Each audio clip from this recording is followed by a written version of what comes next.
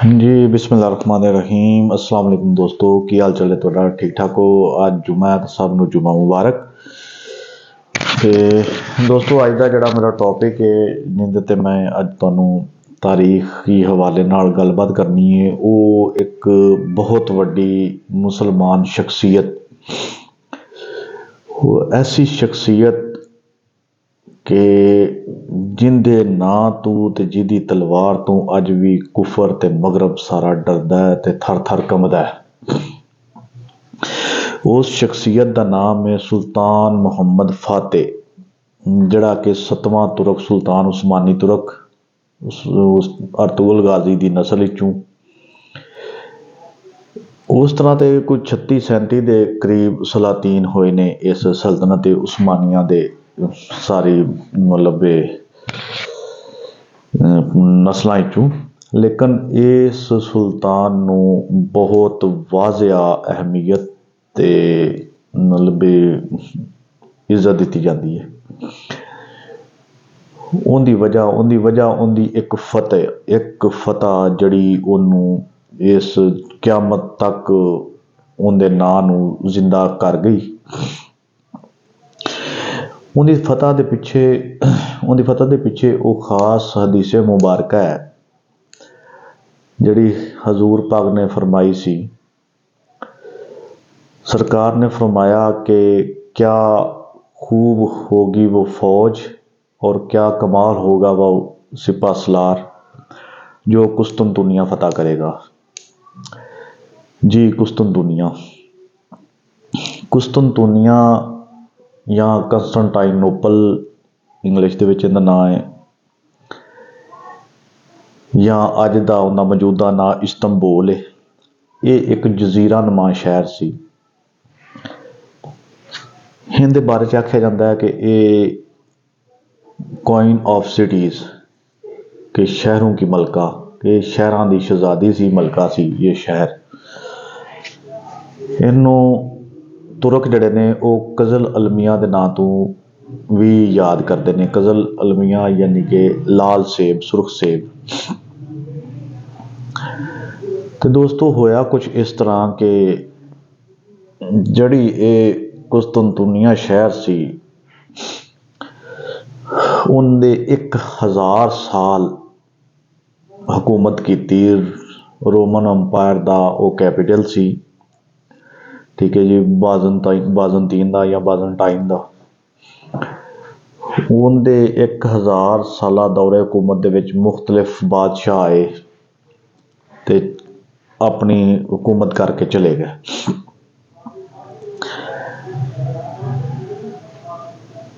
और उनके हदूद रबा इस किस्म का है कि उनके जनूब अल भी पानी समंदर, शमाल अल भी पानी, मशरक अल भी पानी। एक इंज नुक्कड़नुमा मुस्ततील आंग उनकी शक्ल है, शेप है। गूगल मैप तो तुसीं वेख सकते हो। तो उनके मगरब अल खुशकी सी, लेकिन उधरों उन्हां अपनिया दफाई लिहाज नाल तीन दीवारां जड़ियां ने दफाई दीवारां तीन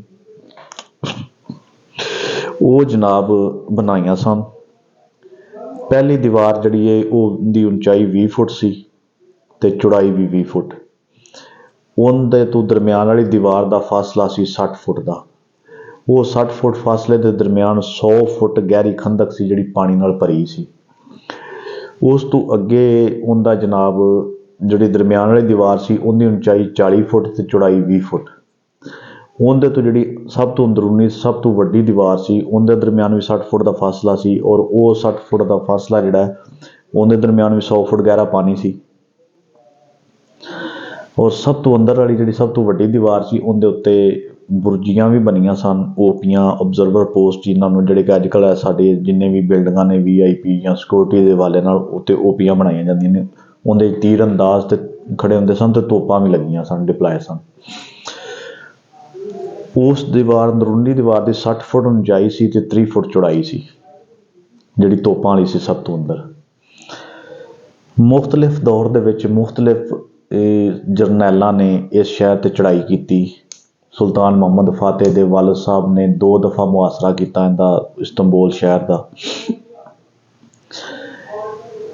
ਜਿਹੜਾ ਕਿ ਉਹਨੂੰ ਫਤਹ ਨਾ ਕਰ ਸਕੇ। ਤਕਰੀਬਨ 26 ਜਰਨੈਲ ਸੀ ਇਹ ਸੁਲਤਾਨ ਮੁਹੰਮਦ ਫਤਿਹ। ਇਸ ਤੋਂ ਪਹਿਲੇ 25 ਜਰਨੈਲ ਜਿਹੜੇ ਨੇ ਆਪਣੀ ਜ਼ੋਰ ਅਜ਼ਮਾ ਚੁੱਕੇ ਸਨ, ਤਾਕਤ ਅਜ਼ਮਾ ਚੁੱਕੇ ਸਨ, ਲੇਕਿਨ ਕਾਮਯਾਬ ਨਹੀਂ ਸੀ ਹੋਏ। ਸੁਲਤਾਨ ਮੁਰਾਦ ਅਵਲ ਜਿਹੜੇ ਕਿ ਸੁਲਤਾਨ ਮੁਹੰਮਦ ਫਤਿਹ ਦੇ ਵਾਲਿਦ ਸਾਹਿਬ ਸਨ, ਉਹ ਸੁਬਾਹ ਤਹੱਜਦ ਪੜ੍ਹ ਕੇ ਤੇ ਕੁਰਾਨ ਪਾਕ ਦੀ ਤਲਾਵਤ ਕਰ ਰਹੇ ਸਨ। ਸਨ 1431 ਦੀ ਗੱਲ ਹੈ। ਉਹਨਾਂ ਨੂੰ ਉਹਨਾਂ ਦੇ ਇੱਕ ਖਾਦਮ ਨੇ ਆ ਕੇ ਦੱਸਿਆ ਕਿ ਅੱਲਾ ਨੇ ਤੁਹਾਨੂੰ ਬੇਟਾ ਦਿੱਤਾ ਹੈ। ਉਹ ਕੁਰਾਨ ਪਾਕ ਦੀ ਤਲਾਵਤ ਕਰਦਿਆਂ ਹੀ ਉਹਨਾਂ ਆਖਿਆ ਜੀ ਮੈਂ ਆਪਣੇ ਬੇਟੇ ਦਾ ਨਾਂ ਮੁਹੰਮਦ, ਜਾਂ ਤੁਰਕੀ ਦੇ ਵਿੱਚ ਇਹਨੂੰ ਮਹਿਮਦ ਕਹਿੰਦੇ ਨੇ, ਮਹਿਮਦ, ਅੱਲਾ ਦੇ ਆਖਰੀ ਨਬੀ ਦੇ ਨਾਂ ਤੋਂ ਨਾਂ ਰੱਖਣਾ ਵਾ। ਉਸ ਸਾਲ ਹਰ ਚੀਜ਼ ਮਾਮੂਲ ਤੋਂ ਹਟ ਕੇ ਹੋਈ ਸੀ। ਅੱਲਾ ਦੀ ਕੁਦਰਤ ਨੇ ਆਪਣੇ ਨਜ਼ਾਰੇ ਵਿਖਾਏ। ਫਲਾਂ ਦੇ ਇੰਨਾ ਫਲ ਲੱਗਾ ਕਿ ਟਹਿਣੀਆਂ ਜ਼ਮੀਨ ਨਾਲ ਲੱਗ ਗਈਆਂ, ਚੁੱਕ ਚੁੱਕ ਕੇ ਡਾਲੀਆਂ ਜ਼ਮੀਨ ਤੱਕ ਆ ਗਈਆਂ। ਜਿਹੜੀ ਬੱਕਰੀ ਅੱਗੇ ਇੱਕ ਬੱਚਾ ਦਿੰਦੀ ਸੀ ਉਹਨੇ 2 ਬੱਚੇ ਦਿੱਤੇ, ਜਿਹੜੀ 2 ਦਿੰਦੀ ਸੀ ਉਹਨੇ 4 ਦਿੱਤੇ। ਮਾਮੂਲ ਤੋਂ ਹਟ ਕੇ ਇਹ ਜਿਹੜਾ ਹੈ ਆਪਣਾ ਉਸ ਸਾਲ ਦੇ ਵਿੱਚ ਅੱਲਾਹ ਤਾਲਾ ਨੇ ਬਰਕਤਾਂ ਵਾਲਾ ਸਾਲ ਹੈ 1431 ਜਿਹੜਾ। ਕੁਸਤਨਤੁਨੀਆ ਦੇ ਵਿੱਚ ਇੱਕ ਬਹੁਤ ਪੁਰਾਣੀ ਕਦੀਮ ਇਮਾਰਤ ਜਿਹਨੂੰ ਆਇਆ ਸੂਫੀਆ ਜਾਂ ਸੂਫੀਆ ਹੈਗੀਆ ਆਉਂਦੇ ਨੇ, ਉਹ 1000 ਸਾਲ ਪੁਰਾਣੀ ਸੀ।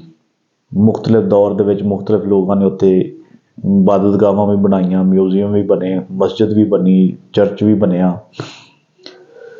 ਉਹਦੇ ਬਾਰੇ 'ਚ ਨਜੂਮੀਆਂ ਨੇ ਇਹਨਾਂ ਨੂੰ, ਸਲੀਬੀਆਂ ਨੂੰ ਇਹ ਦੱਸਿਆ ਸੀ, ਬਾਜ਼ੰਤੀਨੀਆਂ ਨੂੰ, ਕਿ ਇੱਥੇ ਹਮਲਾ ਹੋਵੇਗਾ, ਇਹ ਸ਼ਹਿਰ ਫਤਹ ਹੋਵੇਗਾ, ਮੁਸਲਮਾਨ ਫਤਹ ਕਰਨਗੇ, ਬਚੇਗਾ ਉਹੀ ਉਹਨਾਂ ਦੇ ਜ਼ੁਲਮ ਤੇ ਜਬਰ ਤੋਂ ਜਿਹੜਾ ਆਇਆ ਸੂਫੀਆ ਦੇ ਅੰਦਰ ਪਨਾਹ ਲੈ ਲੇਗਾ।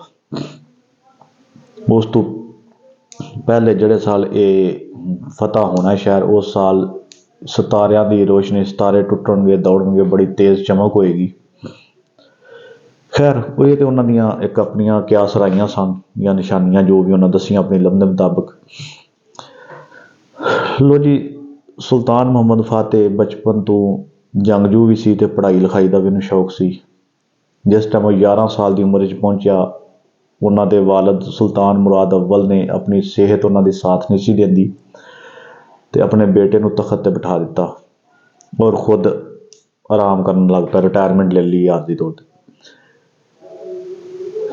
6 ਸਾਲ ਬਾਅਦ ਜਿਸ ਟਾਈਮ ਉਮਰ 16 ਸਾਲ ਦੀ, ਵਜ਼ੀਰ ਆਜ਼ਮ ਦੇ ਆਖਣ ਤੇ ਉਹਨਾਂ ਨੂੰ ਤਖਤ ਤੋਂ ਉਠਾ ਕੇ ਤੇ ਆਪਣੇ ਇੱਕ ਸ਼ਹਿਰ ਦਾ, ਇਲਾਕੇ ਦਾ ਗਵਰਨਰ ਬਣਾ ਦਿੱਤਾ ਤੇ ਉਧਰ ਭੇਜ ਦਿੱਤਾ।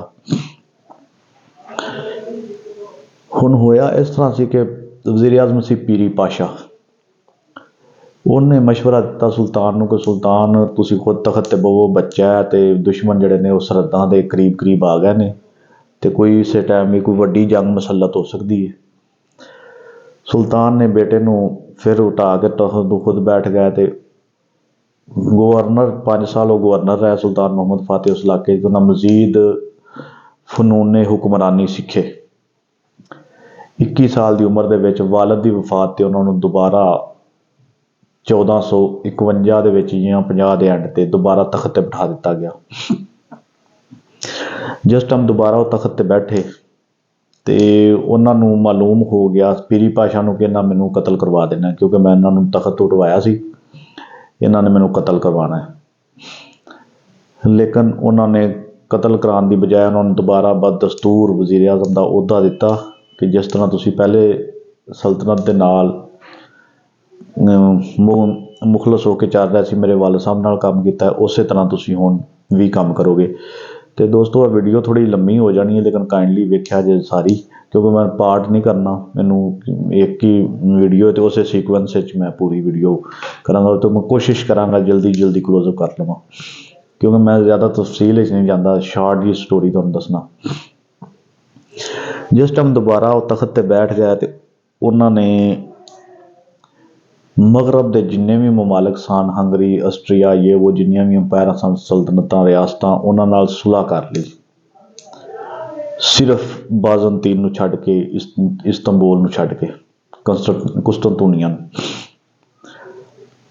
ਜਿਸ ਟਾਈਮ ਉਹਨਾਂ ਸੁਲ੍ਹਾ ਕਰ ਲਈ, ਸੁਲ੍ਹਾ ਕਰਨ ਦੇ ਬਾਅਦ ਉਹ ਖੁਫੀਆ ਤੌਰ ਤੇ ਵੱਡੀ ਜੰਗ ਦੀ ਤਿਆਰੀ ਉਹਨੇ ਜਾਰੀ ਰੱਖੀ। ਜੰਗ ਦੀ ਤਿਆਰੀ ਜਾਰੀ ਰੱਖੀ। ਇੱਕ ਈਸਾਈ ਤੋਪਚੀ ਸੀ ਜਿਹਦਾ ਨਾਮ ਉਸਤਾਦ ਅਰਬਨ ਸੀ, ਉਰਬਨ ਜਾਂ ਅਰਬਨ। ਉਹ ਕੁਸਤਨਤੁਨੀਆ ਦੇ ਵਿੱਚ ਹੁੰਦਾ ਸੀ ਤੇ ਕੁਸਤਨਤੁਨੀਆ ਦੇ ਵਿੱਚ ਹੀ ਹਸਨ ਆਗਾ ਜਿਹੜਾ ਕਿ ਮੁਸਹਿਬ ਖਾਸ ਸੀ ਸੁਲਤਾਨ ਮੁਹੰਮਦ ਫਾਤਿਹ ਦਾ, ਉਹਨੂੰ ਜਸੂਸੀ ਵਾਸਤੇ ਕੁਸਤਨਤੁਨੀਆ ਭੇਜਿਆ ਗਿਆ ਸੀ। ਉਹ ਕੁਛ ਨਕਸ਼ੇ ਤੇ ਕੁਛ ਚੀਜ਼ਾਂ ਜਿਹੜਾ ਉਸਤਾਦ ਉਰਬਨ ਜਾ ਕੇ ਉਹਨੇ ਬਾਦਸ਼ਾਹ ਨੂੰ ਵਿਖਾਈਆਂ ਕਿ ਇਹ ਜਨਾਬ ਨਕਸ਼ੇ ਨੇ, ਮੈਂ ਇੰਝ ਦੀ ਤੁਹਾਨੂੰ ਵੱਡੀ ਤੋਪ ਬਣਾ ਕੇ ਦਿਆਂਗਾ, ਬਹੁਤ ਵੱਡੀ ਤੋਪ ਹੋਏਗੀ ਤੇ ਦਿਫਾਅ 'ਚ ਤੁਹਾਨੂੰ ਬੜੀ ਕੰਮ ਆਏਗੀ। ਲੇਕਿਨ ਉਹਨਾਂ ਨੇ ਗਰੂਰ ਤੇ ਤਕੱਬਰ ਨਾਲ ਉਹ ਔਰਾਕ ਪਰਾਂ ਛੱਡ ਦਿੱਤੇ, ਦਸਤੀ ਡਾਕੂਮੈਂਟਸ, ਕਿ ਇਹਦੀ ਸਾਨੂੰ ਲੋੜ ਕੋਈ ਨਹੀਂ, ਸਾਡਾ ਪਹਿਲੇ ਹੀ ਦਿਫਾਅ ਬਹੁਤ ਅੱਛਾ ਹੈ। ਲੋ ਜੀ, ਉਹ ਉਸਤਾਦ ਅਰਬਨ ਜਿਹੜਾ ਜਿਸ ਟਾਈਮ ਦਿਲ ਬਰਦਾਸ਼ਤਾ ਹੋ ਕੇ ਘਰ ਪਹੁੰਚਿਆ ਤੇ ਫਿਰ ਬਾਦਸ਼ਾਹ ਨੂੰ ਬਾਅਦ ਵਿੱਚ ਖਿਆਲ ਆਇਆ, ਉਹਨੇ ਸਿਪਾਹੀ ਭੇਜੇ ਕਿ ਉਹਨੂੰ ਕਤਲ ਕਰ ਦਿਓ, ਬਜਾਏ ਇਸ ਦੇ ਕਿ ਉਹ ਦੁਸ਼ਮਣ ਦੇ ਹੱਥ ਨਾਲ ਚੜ੍ਹ ਜਾਏ। ਲੇਕਿਨ ਉਨੀ ਦੇਰ ਤੱਕ ਹਸਨ ਆਗਾ ਨੇ ਉਹਨੂੰ ਤੇ ਉਹਦੀ ਬੇਟੀ ਨੂੰ, ਦੋਵੇਂ ਬਾਪ ਬੇਟੀ ਸਨ ਫੈਮਿਲੀ 'ਚ, ਉਹਨਾਂ ਨੂੰ ਉੱਥੋਂ ਉਹਨਾਂ ਦੇ ਘਰੋਂ ਮਹਿਫੂਜ਼ ਤਰੀਕੇ ਨਾਲ ਉਹਨਾਂ ਸਿਪਾਹੀਆਂ 2-3 ਤੋਂ ਬਚਾ ਕੇ ਤੇ ਉੱਥੋਂ ਕੱਢ ਲਿਆ, ਹਾਈਜੈਕ ਕਰ ਲਿਆ ਤੇ ਲੈ ਕੇ ਉਹਨਾਂ ਨੂੰ ਆ ਗਏ ਆਪਣਾ ਉਸ ਤੁਰਕੀ। ਉਸ ਟਾਈਮ ਤੁਰਕੀ ਦਾ ਦਾਰੁਲ ਹਕੂਮਤ ਜਿਹੜਾ ਸੀ ਕੁਤਾਇਆ ਸੀ, ਬੁਰਸਾ ਵੀ ਰਿਹਾ। ਬੁਰਸਾ ਦੇ ਵਿੱਚ ਇਹਨਾਂ ਦੇ ਸਾਰੇ ਮਜ਼ਾਰ ਵੀ ਨੇ, ਅਮਸੀਆ ਵੀ। ਲੋ ਜੀ, ਉਹਨੇ ਲੈ ਆਂਦਾ, ਤੋਪਚੀ ਨੇ ਆ ਕੇ ਤੋਪਾਂ ਵਿਖਾਈਆਂ ਸੁਲਤਾਨ ਮੁਹੰਮਦ ਫਾਤਿਹ ਨੂੰ, ਨਾਲ ਦੱਸਿਆ ਕਿ ਇੰਨਾ ਖਰਚਾ ਆਏਗਾ। ਸੁਲਤਾਨ ਮੁਹੰਮਦ ਫਾਤਿਹ ਨੇ ਖਜ਼ਾਨੇ ਦੇ ਮੂੰਹ ਖੋਲ ਦਿੱਤੇ ਤੇ ਉਹਨਾਂ ਕਿਹਾ ਜੀ ਤੂੰ ਤੋਪ ਬਣਾ, ਖਰਚਾ ਜਿੰਨਾ ਵੀ ਆਉਂਦਾ ਕਰ। ਉਹਨੇ ਸ਼ਾਹੀ ਤੋਪ ਬਣਾਉਣਾ ਸ਼ੁਰੂ ਕਰ ਦਿੱਤੀ ਔਰ ਇਸ ਤਰ੍ਹਾਂ ਆਪਣੀ ਤਿਆਰੀ ਮੁਕੰਮਲ ਕਰਕੇ ਮਾਰਚ ਦੇ ਐਂਡ ਤੇ ਸਨ 1453 ਸੁਲਤਾਨ ਮੁਹੰਮਦ ਫਾਤਿਹ ਨੇ ਆਪਣੇ ਲਸ਼ਕਰ ਲੈ ਕੇ, ਤੇ ਇੱਕ ਉਸ ਟਾਈਮ ਖਾਸ ਲਸ਼ਕਰ ਹੁੰਦਾ ਸੀ ਯਨੀਚਰੀ ਜਾਂ ਯਨੀਚਰ ਜਿਹਨਾਂ ਨੂੰ ਆਉਂਦੇ ਸਨ, ਉਹ ਟ੍ਰੇਨਡ ਫੌਜ ਹੁੰਦੀ ਸੀ ਔਰ ਡਾਇਰੈਕਟ ਨਾ ਉਹ ਵਜ਼ੀਰ ਆਜ਼ਮ ਦੇ ਅੰਡਰ ਹੁੰਦੀ ਸੀ, ਨਾ ਉਹ ਸਿਪਾਹ ਸਲਾਰ ਦੇ ਅੰਡਰ ਹੁੰਦੀ ਸੀ, ਉਹ ਬਾਦਸ਼ਾਹ ਦੇ ਅੰਡਰ ਹੁੰਦੀ ਸੀ, ਸੁਲਤਾਨ ਦੇ, ਉਹਦੇ ਹੁਕਮ 'ਤੇ ਹੀ ਚੱਲਦੀ ਸੀ। ਯਨੀਚਰੀ ਤੋਂ ਇਲਾਵਾ 2 ਲੱਖ ਫੌਜ ਲੈ ਕੇ, ਤੋਪਾਂ ਛੋਟੀਆਂ ਤੇ ਵੱਡੀ ਸ਼ਾਹੀ ਤੋਪ ਲੈ ਕੇ ਤੇ ਮੰਜਨੀਕਾਂ ਲੈ ਕੇ ਸੁਲਤਾਨ ਮੁਹੰਮਦ ਫਾਤਿਹ ਮਾਰਚ ਦੇ ਐਂਡ ਤੇ ਕੁਸਤਨਤੁਨੀਆ ਨੂੰ ਬੇੜਿਆਂ ਦੇ ਪਰਲੀ ਸਾਈਡ ਤੋਂ, ਖੁਸ਼ੀ ਵਾਲੀ ਸਾਈਡ ਤੋਂ, ਮਗਰਬ ਵਾਲੀ ਸਾਈਡ ਤੋਂ ਘੇਰ ਲਿਆ, ਮੁਹਾਸਰਾ ਕੀਤਾ। ਮੁਹਾਸਰਾ ਕਰਨ ਤੇ ਜਨਾਬ ਜੰਗ ਸ਼ੁਰੂ ਹੋ ਗਈ। ਜੰਗ ਜਿਸ ਟਾਈਮ ਸ਼ੁਰੂ ਹੋ ਗਈ ਤੇ ਜਿਹੜੀ ਉਹ ਸ਼ਾਹੀ ਤੋਪ ਸੀ, ਛੋਟੀਆਂ ਤੋਪਾਂ ਜਿਹੜੀਆਂ ਨੇ ਉਹ ਦੀਵਾਰਾਂ ਨੂੰ ਨਹੀਂ ਸੀ ਛੇੜ ਸਕੀਆਂ, ਕੋਈ ਜ਼ਿਆਦਾ ਨੁਕਸਾਨ ਨਹੀਂ ਸੀ ਪਹੁੰਚਾ ਸਕੀਆਂ। ਸ਼ਾਹੀ ਤੋਪ ਜਿਹੜੀ ਹੈ ਉਹ ਫਿਰ ਸਾਹਮਣੇ ਕੀਤੀ ਗਈ, ਉਹਦੇ ਤੋਂ ਹਮਲੇ ਕੀਤੇ ਗਏ, ਗੋਲਾਬਾਰੀ ਕੀਤੀ ਗਈ। ਸ਼ਾਹੀ ਤੋਪ ਦਾ ਇੱਕ ਮਸਲਾ ਸੀ ਕਿ ਉਹ ਦਿਨ ਦੇ ਵਿੱਚ 6 ਤੋਂ 7 ਗੋਲੇ ਫਾਇਰ ਕਰ ਸਕਦੀ ਸੀ, ਇਸ ਤੋਂ ਜ਼ਿਆਦਾ ਨਹੀਂ, ਉਹਨੂੰ ਠੰਡਾ ਕਰਨਾ ਪੈਂਦਾ ਸੀ। ਜਿੱਥੇ ਦੀਵਾਰ ਨੂੰ ਉਹਦਾ ਗੋਲਾ ਵੱਜਦਾ ਸੀ, 600 ਕਿਲੋ ਦਾ ਗੋਲਾ ਸੀ, ਜਿੱਥੇ ਵੱਜਦਾ ਸੀ ਉਹ ਦੀਵਾਰ ਦੇੜ ਕੇ ਖੋਲ ਕੇ ਰੱਖ ਦਿੰਦਾ ਸੀ। ਉਹਨਾਂ ਫੌਰੀ ਤੌਰ 'ਤੇ ਇਹਦਾ ਸੱਦੇਬਾਬ ਇਹ ਕੱਢਿਆ ਸਲੀਮੀਆਂ ਕਿ ਉਹ ਉਹਨਾਂ ਦੀਵਾਰਾਂ ਦੇ ਉੱਤੇ ਗੱਦੇ ਮੈਟਰਸ ਰੂੰ ਦੇ ਬਣੇ ਹੋਏ ਬਹੁਤ ਜ਼ਿਆਦਾ ਆਈਆਂ ਝਾੜੀਆਂ ਝੂੜੀਆਂ, ਦਰਖਤਾਂ ਦੀਆਂ ਟਹਿਣੀਆਂ ਲਟਕਾ ਦਿੱਤੀਆਂ, ਚਿਖਾਂ, ਕਿ ਦੀਵਾਰ ਨੂੰ ਘੱਟ ਤੋਂ ਘੱਟ ਨੁਕਸਾਨ ਹੋਵੇ, ਉਹ ਗੋਲੇ ਦੀ ਤਾਕਤ ਨੂੰ, ਰਫਤਾਰ ਨੂੰ ਕਵਰ ਕਰ ਲੈਣ। ਫਿਰ ਹੋਇਆ ਇਸ ਤਰ੍ਹਾਂ ਕਿ ਜਿਸ ਟਾਈਮ ਇਹ ਹਮਲੇ ਮੁਸਲਸਲ ਚੱਲ ਰਹੇ ਨੇ, ਤਕਰੀਬਨ 2 ਮਹੀਨੇ ਦੀ ਤਗੋ-ਦੋ ਤੋਂ ਬਾਅਦ ਪੀਰੀ ਪਾਸ਼ਾ ਨੇ ਮਸ਼ਵਰਾ ਦਿੱਤਾ ਵਜ਼ੀਰ ਆਜ਼ਮ ਨੇ ਕਿ ਮੁਹਾਸਰਾ ਖ਼ਤਮ ਕਰਕੇ ਵਾਪਸ ਚੱਲੀਏ। ਲੇਕਿਨ ਸੁਲਤਾਨ ਮੁਹੰਮਦ ਫਾਤਿਹ ਬਜ਼ਿੱਦ ਸੀ। ਮਗਰਬ ਵੱਲੋਂ ਵੀ ਇਹਨੂੰ ਕੋਈ ਇਮਦਾਦ ਨਹੀਂ ਸੀ ਮਿਲ ਰਹੀ, ਕੁਸਤਨਤੁਨੀਆ ਨੂੰ, ਰੋਮਨ ਅੰਪਾਇਰ ਨੂੰ। ਲੇਕਿਨ ਐਟਲੀਸਟ ਹੰਗਰੀ ਨੇ 2 ਵੱਡੇ ਬਹਿਰੀ ਬੇੜੇ ਭੇਜੇ ਜਿਹੜੇ ਇੰਨੇ ਵੱਡੇ ਸਨ ਕਿ ਸੁਲਤਾਨ ਮੁਹੰਮਦ ਫਾਤਿਹ ਦੀ ਕਸ਼ਤੀਆਂ ਨੂੰ ਰੋਂਦਦਿਆਂ ਹੋਇਆਂ ਤੇ ਤਬਾਹ ਕਰਦਿਆਂ ਹੋਇਆਂ ਉਹ ਅੱਗੇ ਗੁਜ਼ਰ ਗਏ। ਆਪਣਾ ਇਹ ਬਾਸਫੋਰਸ ਤੋਂ ਸੀ ਆਫ ਮਰਮਰਾ ਵਾਲੀ ਸਾਈਡ 'ਤੇ ਚਲੇ ਗਏ, ਯਾਨੀ ਕਹਿੰਦੇ ਜਨੂਬ ਵਾਲੀ ਸਾਈਡ 'ਤੇ। ਜਨੂਬ ਵਾਲੀ ਸਾਈਡ 'ਤੇ ਸਮੁੰਦਰ ਦੇ ਕਿਨਾਰੇ ਤੋਂ ਉਹਨਾਂ ਬਹੁਤ ਵੱਡਾ ਸੰਗਲ ਲਾਇਆ ਸੀ ਜਿਹੜਾ ਕਿ ਬੇੜਿਆਂ ਨਹੀਂ ਸੀ ਜਾਣ ਦਿੰਦਾ, ਤੇ ਉੱਧਰੋਂ ਵੀ ਉਹਨਾਂ ਨੂੰ ਕੋਈ ਫਿਕਰ ਨਹੀਂ ਸੀ ਕਿ ਸਾਨੂੰ ਜਨੂਬ ਮਸ਼ਰਕ ਵੱਲੋਂ ਕੋਈ ਹਮਲਾ ਹੋਵੇ। ਫਿਰ ਜਨਾਬ ਹੋਇਆ ਇਸ ਤਰ੍ਹਾਂ ਕਿ ਸੁਲਤਾਨ ਮੁਹੰਮਦ ਫਤਿਹ ਇੰਨੇ ਜੋਸ਼ 'ਚ ਆ ਗਿਆ ਕਿ ਉਹਨੇ ਘੋੜਾ ਹੀ ਆਪਣਾ ਦੌੜਾ ਕੇ ਸਮੁੰਦਰ ਦੇ ਵਿੱਚ ਵਾੜ ਦਿੱਤਾ ਤੇ ਸਿਪਾਹੀਆਂ ਨੇ ਜ਼ਬਰਦਸਤੀ ਉਹਨਾਂ ਨੂੰ ਖਿੱਚ ਖੁੱਚ ਕੇ ਵਾਪਸ ਕੀਤਾ, ਕਿਧਰੇ ਘੋੜੇ ਸਮੇਤ ਆਪ ਹੀ ਨਾ ਡੁੱਬ ਜਾਣ। ਉਹਨਾਂ ਵਾਸਤੇ ਅਲਾਮਾ ਇਕਬਾਲ ਰਹਿਮਤੁल्लाह अलैह ने शेर फरमाया ਸੀ कि दश्त तो दश्त दरिया भी ना छोड़े हमने, बहरे जुल्मात में दौड़ा दिए घोड़े हमने। ਉਸ ਤੋਂ ਬਾਅਦ ਜਿਹੜਾ ਸੀ ਆਖਰੀ ਦਿਨ ਉਹਦੀ ਰਾਤ ਸੁਲਤਾਨ ਨੇ ਹੁਕਮ ਦਿੱਤਾ ਕਿ ਹਰ ਖੈਮੇ ਦੇ ਅੱਗੇ 2-2 ਮਸ਼ਾਲਾਂ ਜਲਾਈਆਂ ਜਾਣਗੀਆਂ, ਵਾਜ਼ੇ ਬੁਲੰਦ ਨਾਰੇ ਮਾਰੇ ਜਾਣਗੇ। ਉਹ ਮਸ਼ਾਲਾਂ ਜਲਾਉਣ ਦਾ ਇਹ ਅਸਰ ਹੋਇਆ ਕਿ ਪਹਿਲੇ 1 ਖੈਮੇ ਜਾਂ 2 ਖੈਮਿਆਂ 'ਤੇ ਇੱਕ ਜਲਦੀ ਸੀ, ਫੌਜ ਦੀ ਤਾਦਾਦ ਥੋੜ੍ਹੀ ਲੱਗਦੀ ਸੀ। ਲੇਕਿਨ ਜਿਸ ਟਾਈਮ ਮਸ਼ਾਲਾਂ ਜ਼ਿਆਦਾ ਜਲਾਈਆਂ ਗਈਆਂ ਉਸ ਟਾਈਮ ਹੀ ਸਲੀਬੀਆਂ ਦੇ ਹੌਸਲੇ ਟੁੱਟ ਗਏ ਕਿ ਇਹ ਫੌਜ ਬਹੁਤ ਜ਼ਿਆਦਾ ਹੋ ਗਈ, ਇੰਨੀ ਫੌਜ ਇਹਨੇ ਹੋਰ ਬੁਲਾ ਲਈ ਪਿੱਛੋਂ। ਲੋ ਜੀ, ਜੁਮੇ ਦਾ ਦਿਨ ਸੀ। ਸੁਬਾਹ ਫਜਰ ਦੀ ਨਮਾਜ਼ ਸੁਲਤਾਨ ਮੁਹੰਮਦ ਫਤਿਹ ਨੇ ਖੁਦ ਆਪਣੀ ਇਮਾਮਤ ਦੇ ਵਿੱਚ ਪੜ੍ਹਾਈ ਸਾਰੀ ਫੌਜ ਨੂੰ, ਤੇ ਨਮਾਜ਼ ਤੋਂ ਫੌਰੀ ਬਾਅਦ ਹਮਲਾ ਚੜ੍ਹਾਈ ਸ਼ੁਰੂ ਕਰ ਦਿੱਤੀ। ਚੜ੍ਹਾਈ ਸ਼ੁਰੂ ਕਰਦਿਆਂ ਉਹ ਕਾਮਯਾਬ ਤਰੀਨ ਹਮਲਾ ਰਿਹਾ। ਜਿਸ ਟਾਈਮ ਕਾਮਯਾਬ ਤਰੀਨ ਰਿਹਾ ਤੇ 29 ਮਈ 1453 ਸੁਬਾਹ 7 ਵਜੇ ਵੱਡੀ ਤੋਪ ਤੇ ਹਸਨ ਆਗਾ ਨੇ, ਜਿਹੜਾ ਮੁਸਾਹਿਬ ਖਾਸ ਸੀ ਸੁਲਤਾਨ ਮੁਹੰਮਦ ਫਤਿਹ ਦਾ, ਉਹਨੇ ਕੁਸਤਨਤੁਨੀਆ ਦੀ ਦੀਵਾਰ ਤੇ ਉਸਮਾਨੀ ਪਰਚਮ, ਇਸਲਾਮੀ ਪਰਚਮ ਲਹਿਰਾ ਦਿੱਤਾ। ਲਹਿਰਾ ਕੇ ਇਸ ਤੋਂ ਪਹਿਲੇ ਇਹ ਦੀਵਾਰ ਦਾ ਦਿਫਾ ਕਿੰਜ ਕਮਜ਼ੋਰ ਹੋਇਆ ਸੀ ਕਿ ਸੁਲਤਾਨ ਮੁਹੰਮਦ ਫਤਿਹ ਨੇ ਸਭ ਤੋਂ ਪਹਿਲੇ ਤੇ ਜਿਹੜੇ ਮਸ਼ਰਕ ਨੂੰ ਸਮੁੰਦਰੀ ਹਦੂਦ ਤੋਂ ਮਿਲਣੀ ਸੀ ਇਮਦਾਦ, ਉਹ ਆਪਣੇ ਦੋਨਾਂ ਸਾਈਡਾਂ ਤੇ ਖੁਸ਼ਕੀ ਦੇ ਕਿਨਾਰਿਆਂ ਤੇ ਸਮੁੰਦਰ ਦਿਆਂ ਤੇ 1 ਕਿਲੋਮੀਟਰ ਦੀ ਸਮੁੰਦਰ ਦੀ ਚੌੜਾਈ ਸੀ। ਦੋਨਾਂ ਸਾਈਡਾਂ ਦੇ ਦਿਫਾਈ ਕਿਲੇ ਚੌਕੀਆਂ ਬਣਾ ਦਿੱਤੀਆਂ ਤੇ ਤੋਪਾਂ ਲਾ ਦਿੱਤੀਆਂ। ਜਿਹੜਾ ਜਹਾਜ਼ ਉਹ ਇਸ ਸਾਈਡ ਤੋਂ ਮਸ਼ਰਕ ਔਰ ਜਨੂਬ ਵਾਲੀ ਸਾਈਡ ਤੋਂ ਆਉਂਦਾ ਸੀ, ਉਹ ਚੌਕੀਆਂ ਤਬਾਹ ਕਰ ਦਿੰਦੀਆਂ ਸਨ ਤੋਪਾਂ ਨਾਲ। ਉਧਰੋਂ ਹੀ ਇਮਦਾਦ ਬੰਦ ਹੋ ਗਈ। ਆਪ ਨਾਇਬ ਬਾਸਫੋਰਸ ਵੱਲੋਂ ਹੰਗਰੀ ਦੇ 2 ਬੇੜੇ ਆਏ, ਲੇਕਿਨ ਉਹ ਗੁਜ਼ਰ ਗਏ। ਇਮਦਾਦ ਇੱਧਰ ਸਾਰੇ ਆਪ ਨਾਇਬ ਬਾਸਫੋਰਸ ਦੇ ਵਿੱਚ ਸਾਰੀਆਂ ਕਸ਼ਤੀਆਂ ਸਨ ਉਹਨਾਂ ਦੀਆਂ, ਸਾਰੀ ਬਹਿਰੀਆ ਉਹਨਾਂ ਉੱਧਰ ਲਾਈ ਸੀ। ਉਧਰੋਂ ਵੀ ਇਮਦਾਦ ਬਹੁਤ ਮੁਸ਼ਕਿਲ ਨਾਲ ਆ ਸਕਦੀ ਸੀ, ਜਾਂ ਬਸ 2 ਹੀ ਆਏ।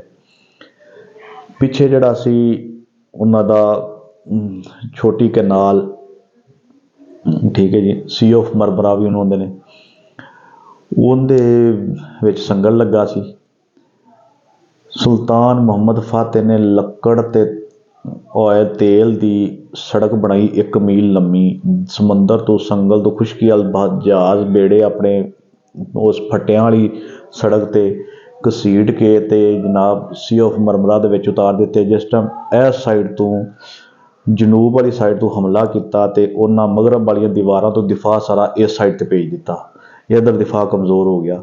ਇੱਧਰੋਂ ਸੁਲਤਾਨ ਦੀਆਂ ਫੌਜਾਂ ਫਿਰ ਅੰਦਰ ਦਾਖਲ ਹੋ ਗਈਆਂ ਮਗਰਬ ਵੱਲੋਂ ਖੁਸ਼ਕੀ ਦੇ ਰਾਸਤੇ ਨੂੰ। ਜਿਸ ਟਾਈਮ ਅੰਦਰ ਦਾਖਲ ਹੋਈਆਂ, ਸੁਲਤਾਨ ਵੀ ਦਾਖਲ ਹੋ ਗਿਆ ਔਰ ਸਾਰੀਆਂ ਫੌਜਾਂ ਬਹੁਤ ਸਾਰਿਆਂ ਨੇ ਸਰੈਂਡਰ ਕਰ ਦਿੱਤਾ ਔਰ ਉਹ ਜੰਗੀ ਕੈਦੀ ਬਣ ਗਏ। ਆਵਾਮ ਜਿਹੜੀ ਹੈ ਉੱਥੋਂ ਨੱਸ ਕੇ ਤੇ ਆਇਆ ਸੂਫੀਆ ਦੇ ਵਿੱਚ ਪਨਾਹ ਲਈ।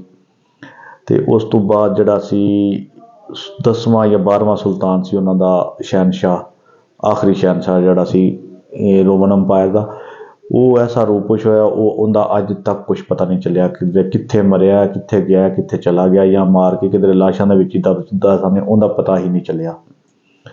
ਸੁਲਤਾਨ ਮੁਹੰਮਦ ਫਤਿਹ ਫਿਰ ਇੱਥੋਂ ਜਾ ਕੇ ਸਿੱਧਾ ਆਇਆ ਸੂਫੀਆ ਦੀ ਇਮਾਰਤ ਦੇ ਅੰਦਰ ਗਿਆ। ਸਲੀਬੀ ਸਾਰੇ ਈਸਾਈ ਸਾਰੇ ਡਰ ਗਏ ਸਨ ਬਹੁਤ ਜ਼ਿਆਦਾ ਕਿ ਇਹਨੇ ਹੁਣ ਸਾਨੂੰ ਕਤਲ ਕਰਨਾ ਹੈ। ਸੁਲਤਾਨ ਮੁਹੰਮਦ ਫਤਿਹ ਨੇ ਬਾਵਾਜ਼ੇ ਬੁਲੰਦ ਐਲਾਨ ਕੀਤਾ ਕਿ ਸਾਰੇ ਆਪਣੇ ਆਪਣੇ ਮਜ਼ਹਬ ਦੇ ਮੁਤਾਬਕ ਆਪਣੇ ਆਪਣੇ ਕਾਰੋਬਾਰ ਵੀ ਕਰ ਸਕਦੇ ਨੇ, ਕਿਸੇ ਨੂੰ ਤੰਗ ਨਹੀਂ ਕੀਤਾ ਜਾਏਗਾ, ਕਿਸੇ ਨੂੰ ਕੋਈ ਕਿਸੇ 'ਤੇ ਜ਼ੁਲਮ ਨਹੀਂ ਕੀਤਾ ਜਾਏਗਾ। ਔਰ ਅੱਗੇ ਜਾ ਕੇ ਜਿਹੜੀ ਸਾਹਮਣੀ ਸਫ਼ ਦੇ ਵਿੱਚ ਇੱਕ ਔਰਤ ਖੜੀ ਸੀ, ਉਹਦੀ ਛੋਟੀ ਜਿਹੀ ਬੱਚੀ ਸੀ, ਬੱਚੀ ਚੁੱਕ ਲਈ। ਜਿਸ ਟਾਈਮ ਬੱਚੀ ਚੁੱਕੀ ਸਾਰਿਆਂ ਨੂੰ ਤਸੱਲੀ ਤੇ ਖੌਫ ਖ਼ਤਮ ਹੋ ਗਿਆ ਕਿ ਇਹਨੇ ਸਾਨੂੰ ਆਖਣਾ ਕੁਛ ਨਹੀਂ, ਇਹਨੇ ਸਾਡੇ ਜ਼ੁਲਮ ਨਹੀਂ ਕਰਨਾ। ਤੇ ਫਿਰ ਇਸ ਕੁਸਤਨਤੁਨੀਆ ਦਾ ਨਾਮ ਇਸਲਾਮ ਬੋਲ ਰੱਖਿਆ ਗਿਆ। ਉਸ ਤੋਂ ਫਿਰ ਕੁਛ ਅਰਸੇ ਬਾਅਦ ਉਹ ਨਾਂ ਬਦਲ ਕੇ ਇਸਤੰਬੂਲ ਰੱਖਿਆ ਗਿਆ। ਹੁਣ ਉਹਦਾ ਨਾਂ ਇਸਤੰਬੂਲ ਹੈ, ਠੀਕ ਹੈ। ਇਸ ਤਰ੍ਹਾਂ ਹਜ਼ੂਰ ਪਾਕ ਆਕਾ ਦੋ ਆਲਮ ਦੀ ਸਰਕਾਰ ਦੀ ਹਦੀਸ ਮੁਬਾਰਕਾ ਤੇ ਸਰਕਾਰ ਦੀ ਫਰਮਾਈ ਪੇਸ਼ੀਨਗੋਈ ਸੱਚ ਸਾਬਤ ਹੋ ਗਈ ਜਾਂ ਸੱਚੀ ਹੋ ਗਈ। ਔਰ ਇਸ ਪੇਸ਼ੀਨਗੋਈ ਨੂੰ ਦੇਖਦਿਆਂ ਉਹਨਾਂ ਦੇ ਕਾਫੀ ਸਲੀਬੀਆਂ ਨੇ ਵੀ ਇਸਲਾਮ ਕਬੂਲ ਕੀਤਾ। ਉਸ ਤੋਂ ਬਾਅਦ ਸੁਲਤਾਨ ਮੁਹੰਮਦ ਫਾਤਿਹ ਨੇ ਬਹੁਤ ਕੁਛ ਅਰਸੇ ਤੱਕ ਉਹਨੂੰ ਇੱਕ ਦਿਫਾਈ ਲਾਈਨ ਦੇ ਤੌਰ 'ਤੇ ਸ਼ਹਿਰ ਨੂੰ ਇਸਤੰਬੁਲ ਨੂੰ ਇਸਤੇਮਾਲ ਕੀਤਾ, ਲੇਕਿਨ ਫਿਰ 10ਵੇਂ ਜਾਂ 12ਵੇਂ ਸੁਲਤਾਨ ਨੇ ਆ ਕੇ ਇਸਤੰਬੁਲ ਨੂੰ ਦਾਰੁਲ ਖਿਲਾਫੇ ਦਾ ਦਰਜਾ ਦੇ ਕੇ ਤੇ ਉੱਥੇ ਉਹਨਾਂ ਜਗ੍ਹਾ 'ਤੇ ਆਪਣਾ ਕੈਪੀਟਲ ਸ਼ਿਫਟ ਕਰ ਲਿਆ। ਠੀਕ ਹੈ ਜੀ। ਅਤੇ ਇਹ ਸੀ ਮੁਖਤਸਰ ਜੀ ਕਹਾਣੀ, ਮੁਖਤਸਰ ਜੀ ਹਿਸਟਰੀ ਸੁਲਤਾਨ ਮੁਹੰਮਦ ਫਾਤਿਹ ਅਤੇ ਫਾਤਿਹ ਕੁਸਤਨਤੁਨੀਆ ਦੀ। ਉਹਨਾਂ ਦਾ ਨਾਮ ਮੁਹੰਮਦ ਸੀ, ਲੇਕਿਨ ਉਹਨਾਂ ਨੂੰ ਫਾਤਿਹ ਦਾ ਲਕਬ ਦਿੱਤਾ ਗਿਆ ਉਹਨਾਂ ਦੀਆਂ ਫਤ੍ਹਾ ਵੇਖ ਕੇ। ਉਸ ਤੋਂ ਬਾਅਦ ਇੱਕ ਹੋਰ ਮਸਲੇ ਦੀ ਰੂਹ ਨਾਲ ਇਹ ਕਿ ਕਿਆਮਤ ਦੇ ਕਰੀਬ ਕਿਆਮਤ ਦੀ ਨਿਸ਼ਾਨੀਆਂ 'ਚ ਵੀ ਨਿਸ਼ਾਨੀ ਹੈ ਕਿ ਇਸਤੰਬੁਲ ਇੱਕ ਦਫਾ ਫਿਰ ਮੁਸਲਮਾਨਾਂ ਦੇ ਹੱਥ 'ਚੋਂ ਨਿਕਲ ਜਾਏਗਾ। ਕਿਆਮਤ ਦੇ ਕਰੀਬ ਆ ਕੇ ਸਲੀਬੀ ਕਾਬਜ਼ ਹੋ ਜਾਣਗੇ ਔਰ ਉਹ ਆਖਰੀ ਲੜਾਈਆਂ ਦੇ ਵਿੱਚ ਫਿਰ ਇਹ ਫਤ੍ਹਾ ਹੋਵੇਗਾ। ਅਤੇ ਇਸਤੰਬੁਲ ਨੂੰ ਜਾਂ ਤੁਰਕੀ ਨੂੰ ਸਾਡੇ ਮਜ਼ਹਬ ਦੇ ਵਿੱਚ ਬਹੁਤ ਜ਼ਿਆਦਾ ਅਹਿਮੀਅਤ ਹਾਸਲ ਹੈ ਅਤੇ ਬੜਾ ਹੀ ਜਿਹੜੀਆਂ ਸਾਡੀਆਂ ਤਾਰੀਖੀ ਗੱਲਾਂ ਨੇ ਉਹ ਤੁਰਕੀ ਨਾਲ ਵਾਬਸਤਾ ਨੇ। ਤੁਰਕੀ ਦੇ ਵਿੱਚ ਤੁਰਕਾਂ ਦੀ ਇੱਕ ਸਲਤਨਤ ਨਹੀਂ ਰਹੀ। ਤੁਰਕਾਂ ਦੀ ਅਗੋਜ਼ ਖਾਨ ਦੀ ਸਲਤਨਤ ਸੀ ਅੰਪਾਇਰ, ਦੂਸਰੀ ਗੋਕ ਤੁਰਕ ਅੰਪਾਇਰ, ਤੀਸਰੀ ਆਪਣਾ ਸਲਜੂਕ ਅੰਪਾਇਰ, ਚੌਥੀ ਓਟੋਮਨ ਅੰਪਾਇਰ।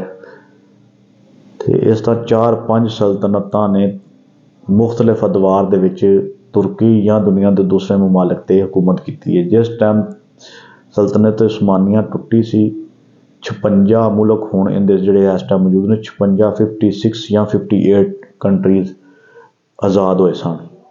ਇੰਨੀ ਵੱਡੀ ਸਲਤਨਤ ਸੀ। ਅਤੇ ਅੱਲਾਹ ਪਾਕ, ਮੈਂ ਦੁਆਗੋ ਵੀ ਹਾਂ ਔਰ ਬਹੁਤ ਜ਼ਿਆਦਾ ਕੌਨਸ਼ੀਅਸ ਵੀ ਹਾਂ ਕਿ ਅੱਲਾਹ ਪਾਕ ਸਾਡੇ ਮੁਸਲਮਾਨਾਂ ਦੇ ਅੰਦਰ ਇਤਿਹਾਦ ਅਤੇ ਇਤਫਾਕ ਪੈਦਾ ਕਰੇ। ਇਹ ਚੀਜ਼ ਮੈਨੂੰ ਬਹੁਤ ਜ਼ਿਆਦਾ ਤਕਲੀਫ ਦਿੰਦੀ ਹੈ ਕਿ ਸਾਡੇ ਇਤਫਾਕ ਨਹੀਂ, ਔਰ ਅੱਜ ਅਸੀਂ ਮਾਰ ਵੀ ਇਤਫਾਕ ਦੀ ਵਜ੍ਹਾ ਤੋਂ ਹੀ ਖਾ ਰਹੇ ਹਾਂ, ਕੁੱਤਿਆਂ ਬਿੱਲਿਆਂ ਤੋਂ, ਥਰਡ ਕਲਾਸ ਲੋਕਾਂ ਤੋਂ। ਇਸਰਾਈਲ ਕੋਈ ਏਡੀ ਵੱਡੀ ਬਲਾ ਕੋਈ ਨਹੀਂ, ਕੋਈ ਏਡਾ ਵੱਡਾ ਸ਼ਾਹੂਕਾਰ ਕੋਈ ਨਹੀਂ। ਚੰਦ ਇੱਕ ਹਮਾਸ ਦੇ ਫਾਈਟਰ ਨੇ, ਮੁਜਾਹਿਦ ਨੇ, ਉਹਨਾਂ ਨੂੰ ਨੱਕ ਨਾਲ ਲਕੀਰਾਂ ਕਢਾ ਛੱਡੀਆਂ ਨੇ ਦੁਨੀਆ ਦੀ ਇਸ ਬਹੁਤ ਵੱਡੀ ਤਾਕਤ ਨੂੰ ਜਾਂ ਮੁਈਸ਼ਤ ਨੂੰ। ਠੀਕ ਹੈ ਜੀ। ਸਭ ਤੋਂ ਪਹਿਲੇ ਤੁਸੀਂ ਲੜ ਨਹੀਂ ਸਕਦੇ ਉਹਦੇ ਨਾਲ, ਉਹਦੀਆਂ ਚੀਜ਼ਾਂ ਦਾ, ਇਸਰਾਈਲ ਦੀ ਪ੍ਰੋਡਕਟ ਦਾ ਬਾਈਕਾਟ ਕਰੋ। ਉਹ ਚੀਜ਼ਾਂ ਨਾ ਖਰੀਦੋ, ਉਹਨੂੰ ਬਿਲਕੁਲ ਵੀ ਮਾਲੀ ਲਿਹਾਜ਼ ਨਾਲ ਉਹਨੂੰ ਨੁਕਸਾਨ ਪਹੁੰਚੇ। ਮੈਂ ਸਲਾਮ ਪੇਸ਼ ਕਰਨਾ ਵਾਂ ਉਸ ਹਮਾਸ ਦੇ ਜੰਗਜੂ ਮੁਜਾਹਿਦਾਂ ਨੂੰ ਅਤੇ ਉਸ ਤੋਂ ਬਾਅਦ ਹੌਸੀ ਬਾਗੀਆਂ ਨੂੰ।